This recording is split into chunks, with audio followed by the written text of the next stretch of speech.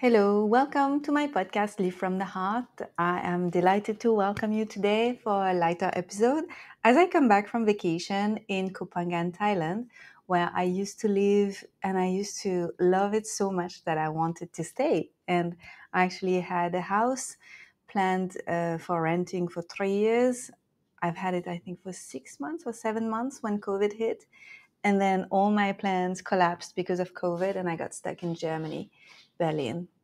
And I actually had a company and I did a first retreat in Koh Phangan. I guess it was my first choice as a place to live in Asia, although I was traveling quite a lot and I spent also much time in Bali, which is where I met my husband Christian in 2018. And when COVID happened, I told Christian, I said, we must go away from Berlin and we must go back to the tropics. And it was closed for unvaxxed people, freedom fighters. It was closed in Thailand, it was closed in Bali, and so we went to Costa Rica, freedom country. Also much more expensive and where life was beautiful, as well as I find more complicated in terms of infrastructures and finding what we needed. And it was not such an easy country. We spent 19 months there, I think, or 20 months. Yeah. And then we moved to Bali together because this is where we met and because we had a bunch of friends with whom we had a beautiful project, the Love Sanctuary, which is still going to happen, I think. But my friends are expecting. So now things have changed and we will reunite in about 6 months and reassess our future plans together. So going back to Koh Phangan, when I was there, for a dance festival, which happened to be amazing. Zouk Island Festival, it might happen again next year. There was 150 zoukers from all over the world. If you don't know Brazilian zouk, it's just such a beautiful dance. I love it so much. And we've danced for 4 days all together, coming from all over the world. And I had a blast. And not only I enjoyed the dance festival, but I also enjoyed the beach. I also enjoyed the quality time with my husband. And I did work a little bit, but really not much. It felt like a vacation. So when I was there, I thought, oh, it's interesting how now I can spot easily differences with Bali, where I currently live, and what has changed in Koh Phangan since 4 years that I've been there. And so I wanted to share the differences because it's also very similar. We meet the same people, let's be honest, like-minded people, kind-hearted, heart-led entrepreneurs, people who also want to be a change in the world, people who usually have some kind of,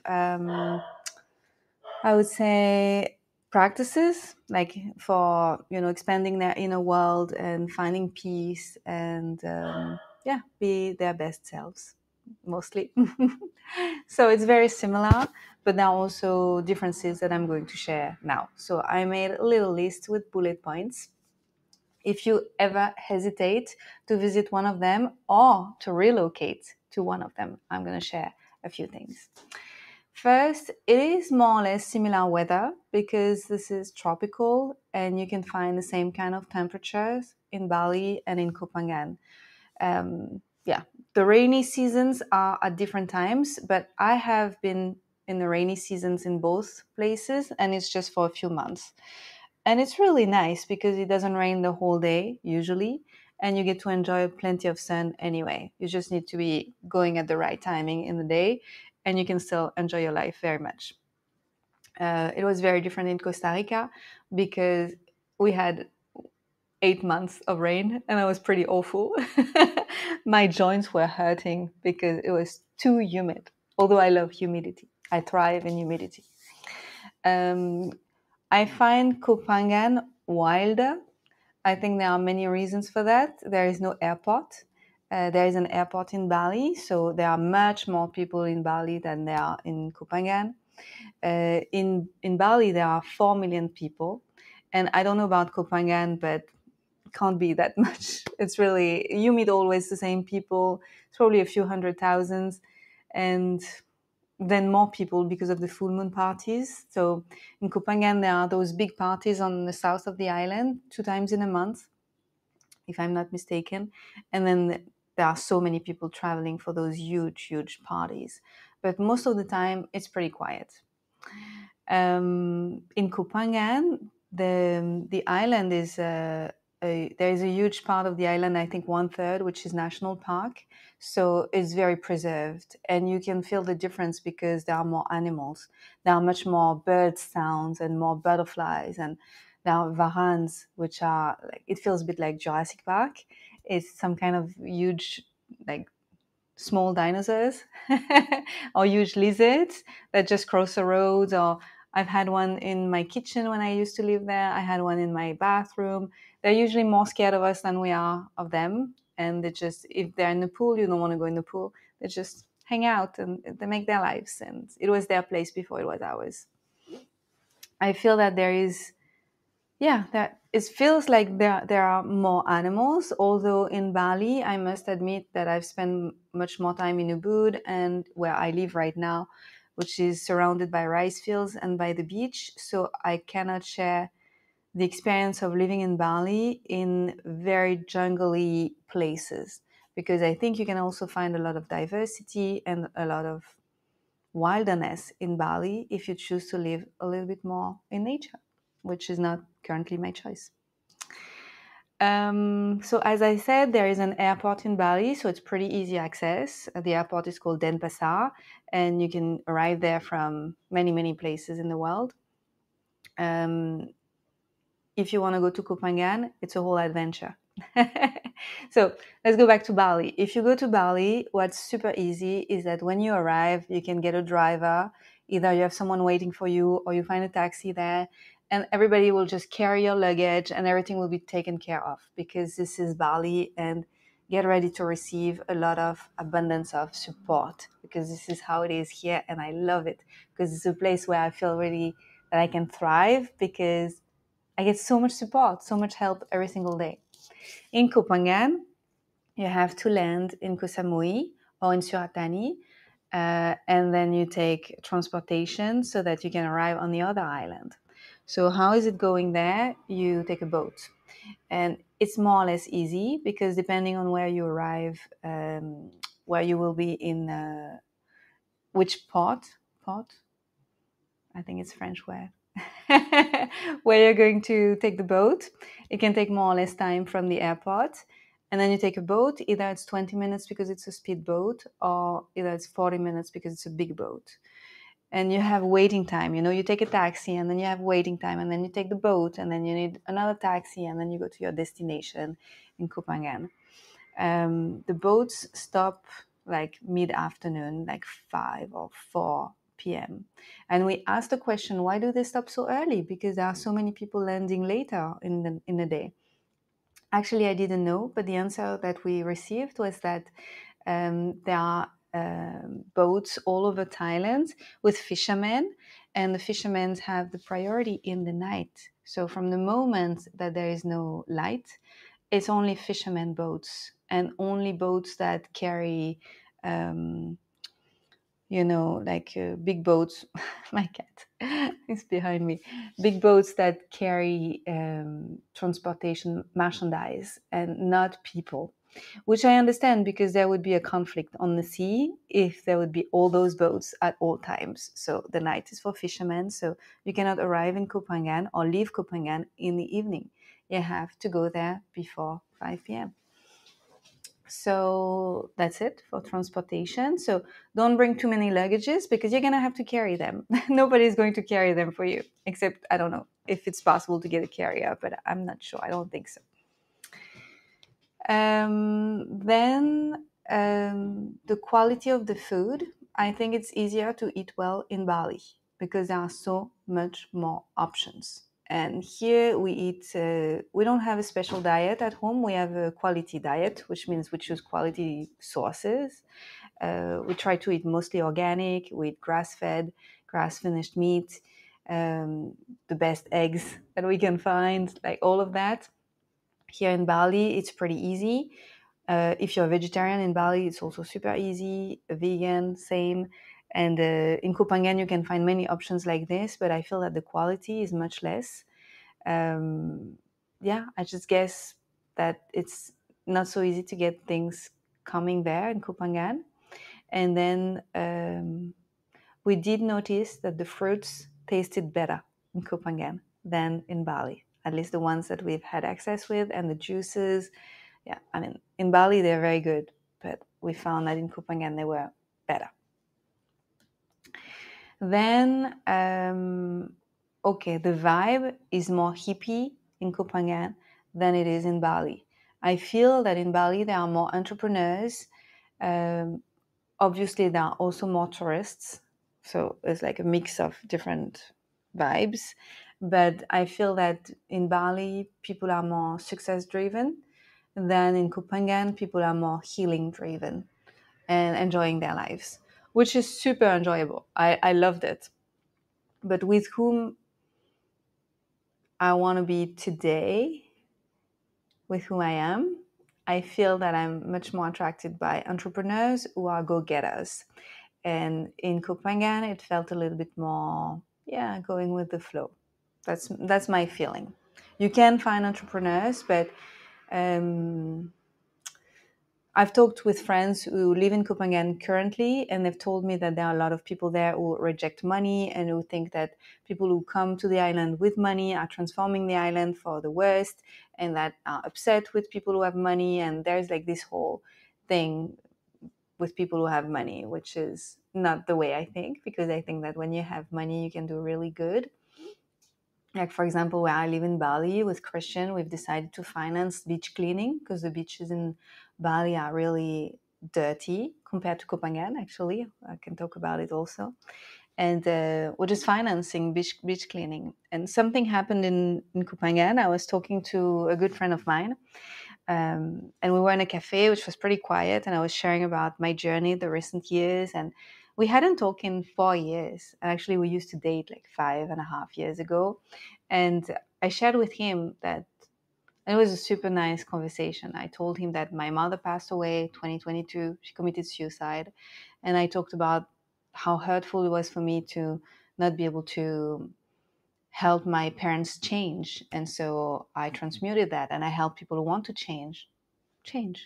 And I'm doing it beautifully and so well that I created a beautiful company and I made a lot of money. And I also help people who don't know how to make money with a heart-led business to make money. And then, yeah, it was so nice, you know. We had like tears and he hugged me and it was so sweet. And then I went to the bathroom and when I came back, someone gave me a napkin and I thought it was his phone number, you know, a guy. And it was not. How naive of me.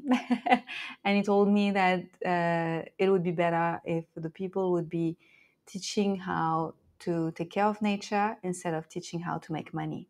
And then he ran away. And this is a very classic thing about people who are narrow thinking and who are thinking that it's either or. If you make money, then you don't care about the environment. But that's not true. It's very limited thinking. And yeah, I wish I could have talked to him. So if ever you listen to this podcast, I wish we could sit together and we could talk about how actually money can change the world for the better when it's in the hands of the right people. So that's a lot of what's happening in Koh Phangan right now. But, you know, things change too. And I do feel that in Bali, you can find a more entrepreneurial spirit. What else? The beauty of the housing, just the bungalows, the villas, the different options to live. It's so much more beautiful in Bali than it is in Koh Phangan. Let's be honest. But it's not only Koh Phangan. I feel it's all over Thailand because I've been in different places in Thailand, and I cannot recall a place which was gorgeous like I can find in Bali. There is just something about Balinese people who know how to make something beautiful. Just the way the houses are, you know, there's a lot of wood, there's a lot of bamboo, there is just the setting of the house, and there's a lot of carving with the woods, and there are a lot of flowers and offerings and temples, and it's just pretty. And everywhere you go in Bali, you can find pretty places. But when you go to Koh Phangan, you're going to find bungalows which are mostly like square. They're made out of concrete and or plastic. Some of them are wooden, but it's pretty rare right now. And the bungalow that we rented during our vacation, it's funny because we've had doors and closets and stuff like that, and they looked like wood, but it was actually plastic covered with a layer of I don't know how you call it, but just like a thin layer of fake wood. But it was actually plastic. Everything was plastic. It felt like living in a container. So that was so weird. And I guess it's cheap. I guess it's material which is easy to get on this island. It's just easy, cheap shipment. And yeah, it doesn't feel expensive. It doesn't feel natural. Um, yeah, it smells like plastic. It's not super nice. So that's something I didn't really like. Um, okay, I'm not going in order, but that's fine. I'll just go with my bullet points. Um, I feel that the culture in Bali, just the culture of the people is very present. So everywhere you go, you see offerings multiple times a day. You see the people who are gathering for meeting at the temple, for ceremonies. Again, this morning, my cleaning lady, she said, "Oh, I'm sorry, I cannot come 3 times next week. I'll have a friend replacing me because in my village there are 3 ceremonies exactly on the cleaning days." And so this is so important for them, and you don't see that in Thailand. But also they have different faith. So in Bali you have Hinduism, and in Koh Phangan in Thailand you have Buddhism. So it's just two different things, and the temples are different. Everything is different. So get curious about it if you feel attracted by one of them. I respect very much what they're doing. It's just so beautiful. I also understand that sometimes they have blind faith, especially in Bali, that because they pray and because they just give so much, they give back so much to the ceremonies and everything, they think everything is covered. So they just kind of blindly follow certain rules, thinking that God is taking care of them, which is in a way beautiful, surrendering, and in a way not really taking ownership and being responsible for certain things. So this is very interesting to discover when you live here for a while.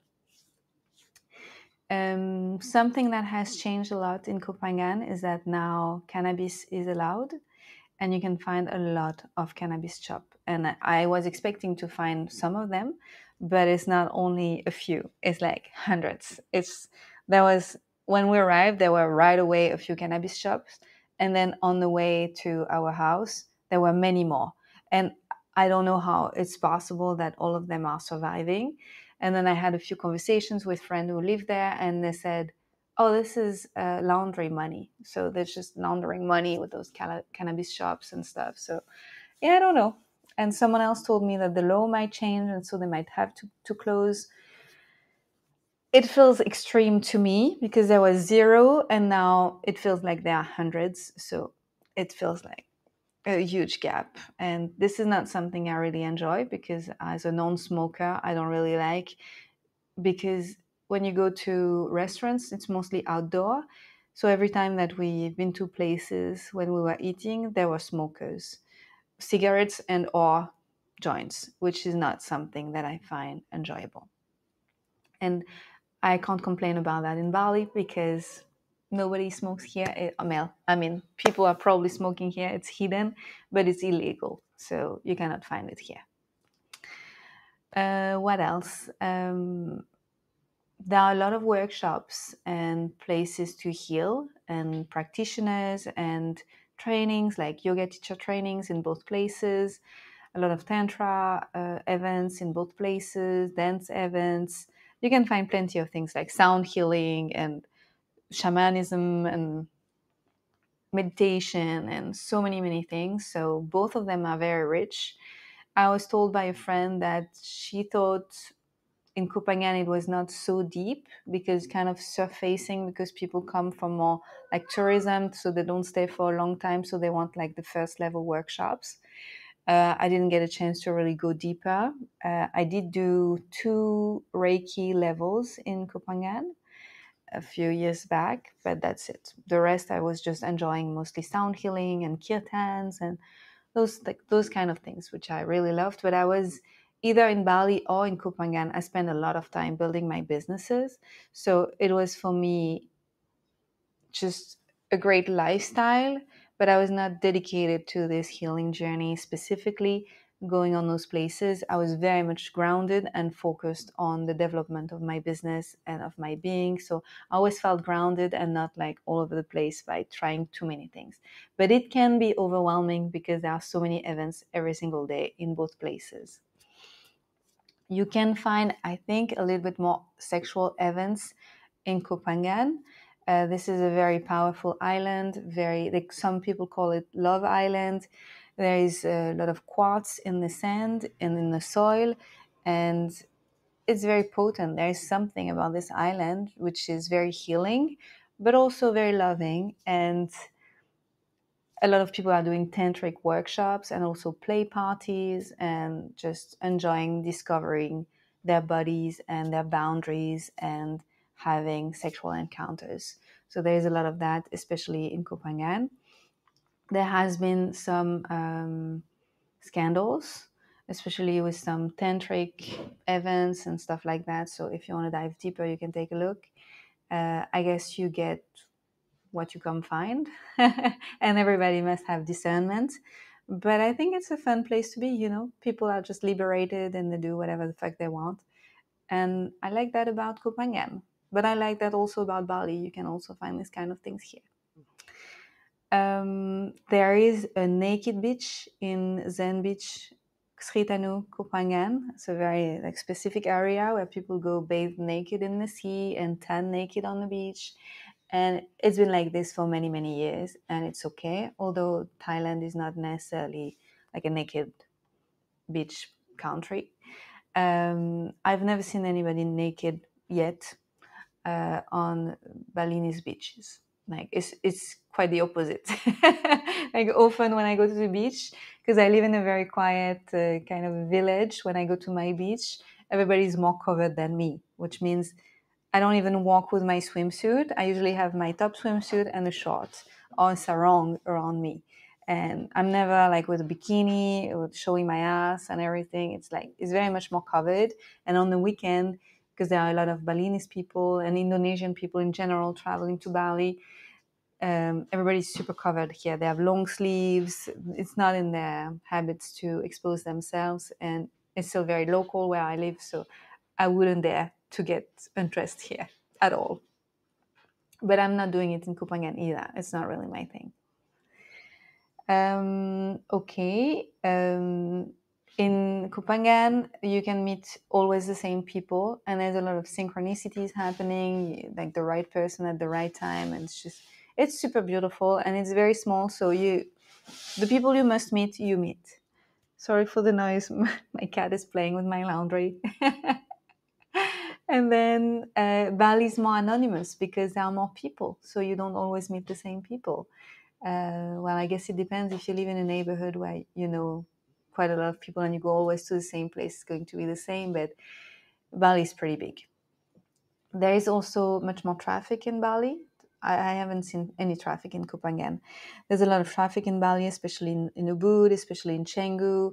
On the way to Canggu, Ubud, Uluwatu, you can spend sometimes a lot of time in traffic. Then Pasar is pretty heavy, and there's a lot of pollution. Pollution from many things, from the road, noise pollution because too many scooters and cars. There's also pollution from the gas, pollution from burning the rice fields. So it's not super healthy to live in Bali, depending on where you live. And if you live in the rice fields, it's often polluted with chemicals. Luckily, I also live by the beach, so I'm surrounded by rice fields, and we have air purifier inside. And then I go to the beach every day, so I get to have pure fresh air. But otherwise, know that the road is very polluted. It's much easier if you don't drive to live in Bali than it is to live in Koh Phangan. Because in Koh Phangan, if you don't have a scooter or a car, it's very difficult to go places.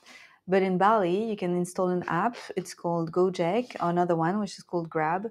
And you can just find like this, a delivery, someone delivering you something, or someone who is going to pick you up and bring you somewhere. It's just amazing. It's super easy. I love it. Okay, my cat is eating my feet. Super cute. So what else? I feel that it's also easier for me in Bali to get what I need, what I want, in terms of products, in terms of just getting something from abroad. It feels a little bit easier than it was in Thailand back then when I lived there. The visa. So I don't want to make too much mistake. I should have done some research about it, but I guess you have to make your own research if you want to live there. But in both places, especially if you have European passports, it's pretty easy to land and to stay for at least 30 days. And then it's pretty easy to extend and to stay 2 months. And then if you want to stay longer, you're going to have different visas, or you have to get out of the country and come back. We call that do a visa run. And in Thailand, from what I recall, you cannot do that the whole time. You have a maximum, like 6 to 8 months in a year. And afterwards, they're going to say, oh, no, you cannot go back because you're not a resident. And if you want to become a resident, you need to open a business or to be a student or to be an investor or whatever, you know, and and there are rules. It all comes with rules. Like if you do a business, you have to have Thai employees and things like that. In Bali, I find that people find solutions which are easier for them to stay. I know a lot of people who don't need to do visa run, although they don't really work here, so they found their ways. You can find people who help you have a visa and blah, blah, blah. They make it happen. I had set up a company in Thailand years ago, and it was pretty heavy. There was a lot of paperwork. I had to have a Thai associate, and I had to have like a home, a physical business and everything. It was pretty heavy work, like, yeah, but I made it happen, and it's still doable. But I have friends who want to do it now, and it's a little bit harder. And in Bali, when I choose to come back here, right away we choose to have an investor visa, so it's different circumstances. But we did it when we lived in Costa Rica, and we got it without even being here, just with photocopies of our passports, and it was super quick, within 2-3 weeks, and it was super cheap. And the lady said, yeah, well, you take your time to invest in the right place for you. There is no urgency. So it took us like 10 months to choose a property to buy. It's not even yet to the amount that we must spend in the country so that we can stay, but we're going to buy more properties in the future. But it's just, yeah, we just made it happen. And it was pretty easy. It was super smooth to just do that. That was super easy. So it feels to me that it's a little bit easier to stay in Bali than it is to stay in Thailand, but there are still options and still solutions. Just ask to lawyers and to agencies which help people settle, and just there are always solutions. Everything is figure outable. The cost of living is more or less the same in both places, I would say, and it is much more expensive than before COVID. Everybody agrees to say that housing is like almost double than what it is before COVID. So unless you stay long term, and even that, because if you stay very long term, you can negotiate prices. If you rent for a year, for 2 years, for 3 years a house, then you can have it for cheaper. But if you come for a short stay, a few weeks or a few months, well, the prices are not what they used to be. I mean, I remember spending just a few hundreds, and now you need a few thousands if you want to stay. So it's very different. I guess they have to make up for all the loss because they lost so much, and everything got so much more expensive in terms of material and different things, and so they're making up for the money they lost. So that's what's currently happening. Okay, I didn't want it to be too long, but it's already pretty long. Okay, I'm gonna wrap it up. I find that in Thailand, they are more advanced in terms of conventional medicine, and you can find great surgery places and dental stuff. And like in Thailand, it's just generally more advanced in hospitals than they are in Bali. So whenever I'm going to need to replace really big fillings in my mouth or crowns and stuff like that, I'm going to ask myself, am I staying here in Bali to do it? Am I going to go to Malaysia or to to Thailand or to Singapore, I don't know. I still haven't found the right people here for me in Bali, but everybody's saying that for certain types of conventional medicine procedures that you must do, you have to go abroad because it's not accessible here on the island. I don't know about Indonesia in general. I didn't inquire, but maybe also in Jakarta you can find different things. But anyway, it means you have to take a plane to go and have your procedure, which is not so easy and so smooth if something happens to you. But in Bali, you can find a lot of holistic healing, which I appreciate. Like here, I did ozone therapy. I met amazing practitioners. There are a lot of stuff which are allowed. There's a lot of IV therapy. There are a lot of different testing. Like they're pretty good in holistic healing. Both, I would say, Indonesian holistic doctors, but also foreigners which are here, settled here, which is pretty cool. Like last year I went to a clinic, it's called BSI, and they do advanced testings on different things, and the first thing that they recommend you is just lifestyle, and then they recommend you IV therapies and supplements and things like that. So it's really cool that they have a lot of this here in Bali. You can also find like hyperbaric chambers. You can find cold plunge saunas everywhere. The massages are amazing. Although in Thailand, I find the massages different because they're super hard, and for me they're too hard. And in Bali, there is like a huge variety of massages, and it's really great. Okay, since a few years, there has been a lot of Russian people living in Bali. They're everywhere. They changed the landscape of the island because they came with a lot of money, and often they're very entitled to the things being done their ways. And for example, my cleaning lady the other day, she said, "Oh, you recommended me to your friend," and I said yes because she's not Russian, so she'll probably treat me well because I worked with Russian family and it was really hard. They didn't talk to me well. So that's a little bit of a sense of what's happening right now. And yeah, it's just interesting to see because Balinese people are so sweet and so open-hearted and smiley, and in front of them you see a lot of Russian people which just behave so differently, a bit more cold and very demanding, and it's just super interesting that they choose to settle on this island. But I don't particularly have know a lot of Russian people, so I am biased because that's just what I see from outside. And I guess when I will meet more of them and get to talk to them, yeah, let's see if my mind is just evolving and I create connections. In Koh Phangan, there are also a lot of Russian people, but there are more Israeli people. And for one reason, there was already a lot of Israeli people years ago, even before what's happening in the world, but there are even more right now. I feel like they were everywhere. Israeli people are not allowed to go everywhere in the world because of their passports, which is something I got to understand a few years ago when I started to travel a lot. Chinja, my cat fell. Sorry about that. Next time I'll put her in another room. And I've seen a lot of Israeli people complaining about the fact that they're not allowed to go to Bali, for example. It's super difficult for them to go to Bali. So let's just pause for a moment. And if we have a passport which allows us to go anywhere in the world, we are very blessed. And if we're welcome everywhere, it's just amazing because not everyone is. So let's just acknowledge that this is a blessing and this is not granted. So yeah, I found that Israeli people were pretty warm and yeah, easygoing and nice to meet, nice encounters there. It was fun. Okay, I'm gonna wrap it up. I feel very safe in both places. I used to travel here and there as a single woman, and I've never felt any threat. For me, it's always been easy, which was not the case everywhere I traveled in the world. So those two places, I felt great, and yeah.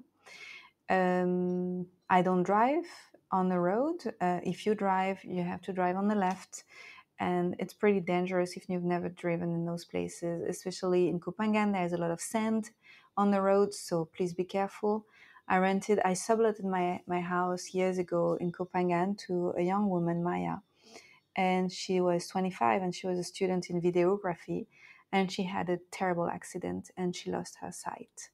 And it took many surgeries, and she didn't recover the sight. And now she's a DJ and she's doing some things with music and everything, but she doesn't remember what happened.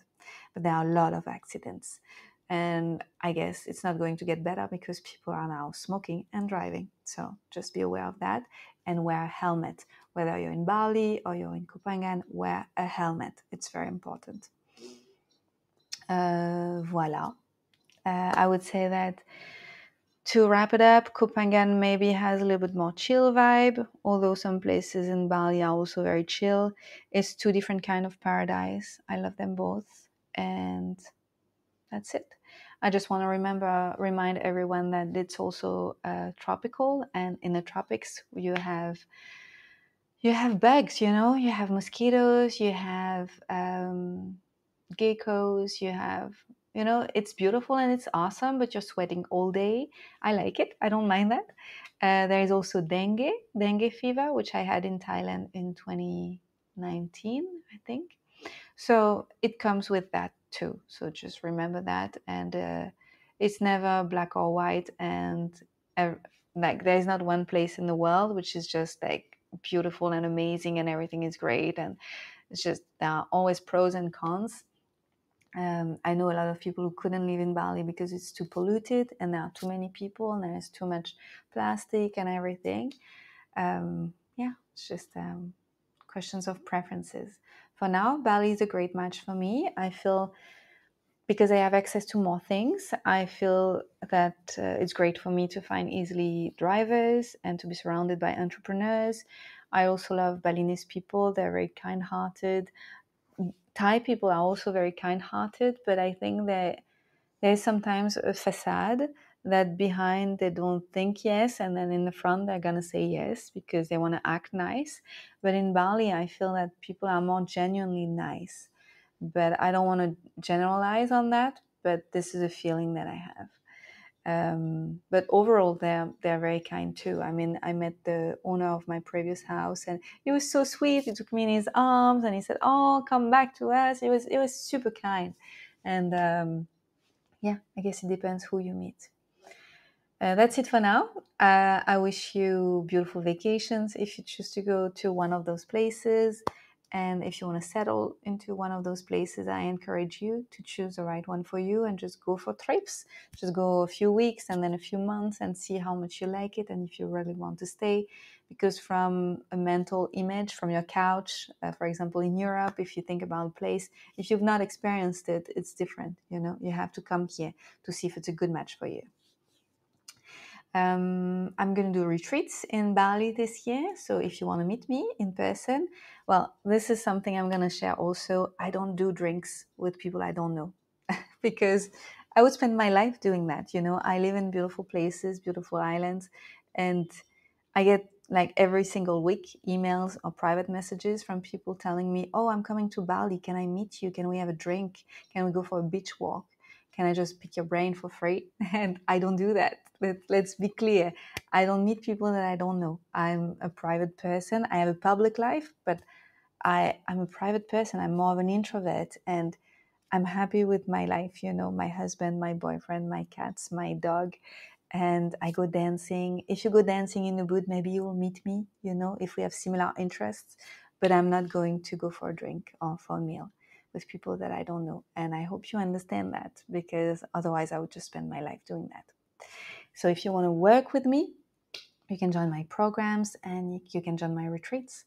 And I have one in May, Abundance Retreat, which will be in my house in Ubud. And then I have another one in July, which will be a writer's retreat. So if you have writing projects, feel free to join. I'm super excited about both of them. I haven't worked in person in many years. And this is super exciting because we're going to dive deeper. We're going to have like time to soak into the beautiful transformation that I want to guide you through. And I have so much to share about those two topics. I'm super excited about it. Voila, I hope you've enjoyed this episode, which was a bit different than what I used to do. But this is super cool. Yeah, I get to share my experience. And I wish you a great time wherever you choose to go. Much love. If you've enjoyed this episode, please share it around you to your communities and friends. And also, thank you so much to everyone which is rating the podcast either on Apple Podcasts or on Spotify, because we have great 5 stars. So thank you so much. Have a beautiful day. Bye bye.